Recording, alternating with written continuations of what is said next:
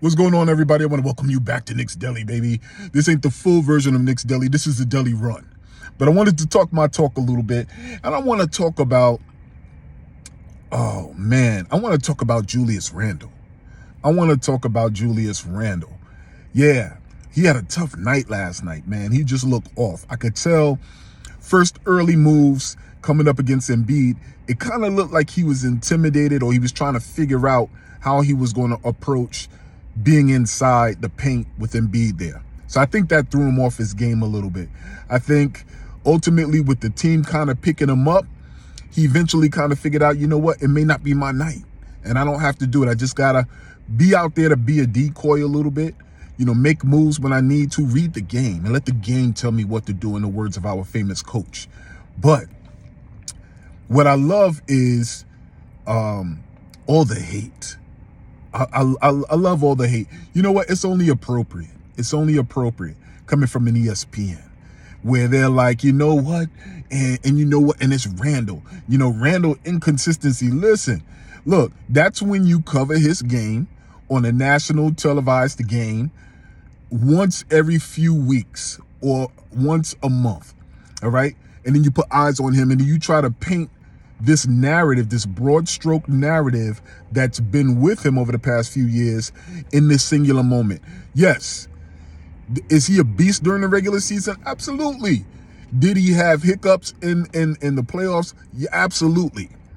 But once again, there's a process to learning how to be a winning player in this league. There is a process to learning how to be a consistent star in the brightest market, in the largest market in the NBA. This man, coming from where he's come from, took on that weight, that responsibility. He's been through the fire with us. And Knicks fans, we got to get to a certain point where you got to accept that this is your player until he's not. So the number of people who are agreeing with the people on ESPN, that's one thing.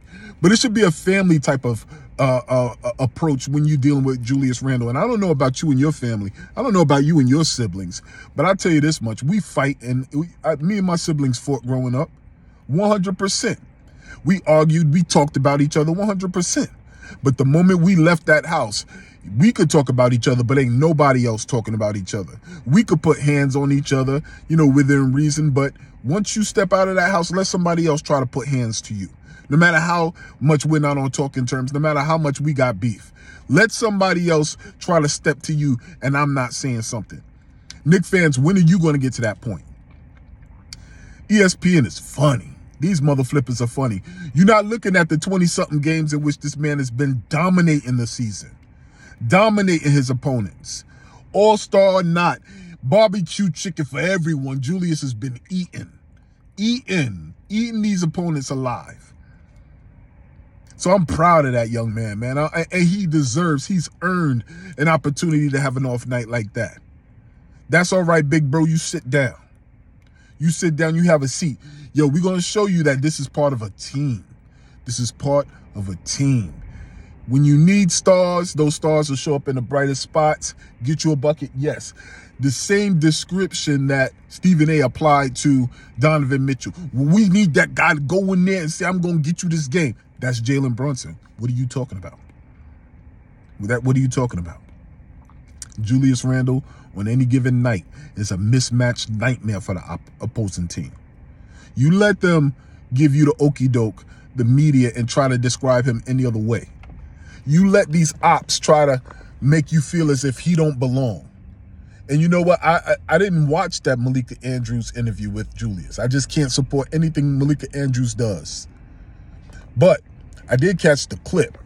And I got the clip of him talking about being in New York and the fan base. And on a Wednesday, it's just as live as in the playoffs. That's a good description. And he knows now how to handle and to be a part of New York. Okay? Just like every other superstar, Patrick Ewing and all the superstars in the 70s. I don't care what y'all say. Listen, Melo was very professional. But in terms of superstar, carrying the franchise on your back 15 straight years in the playoffs, that's Patrick Ewing. That's a superstar.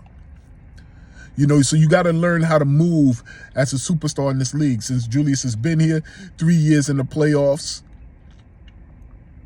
All-Star 2 times, All NBA, most improved player. The man is racking up accolades and moving up the ranks in terms of the record books of the New York Knicks organization. It's not even about giving him credit. You don't give anybody credit. You earn credit, and he's earned his credit, and he's earned his respect. So now let's just not join the chorus of all those people who are speaking poorly against him. Let's not join that chorus of the national media. We've been on national TV 3 days. We've dominated. What can you say? You haven't watched enough of us? You haven't seen enough of us to make a determination about who we are? You don't know what our identity is? You don't know where we rank in the East? Well, we're the bullies. And we got one of the biggest bullies in the East. Nobody plays like Julius Randle in this league. It's about good 3-4 players who play the type of game Julius Randle plays with his power and his versatility and his jump shot, his multi-level scoring ability. Come on, y'all. And he's on your team. So just anybody out here talking about Stephen A. Smith not recognizing Jalen Brunson and always looking at Donovan Mitchell, then look at yourselves, because you're doing the same thing with Julius Randle. Julius Randle is a bully, and he's been punished in the league. And we need to put some respect on our own guy's name. So that's all I got to say about that. Keep this in mind. Same thing applies to life that applies to our team. So if there's no struggle, there's no progress. And here at Knicks Deli, everybody eats. I'm out. Peace.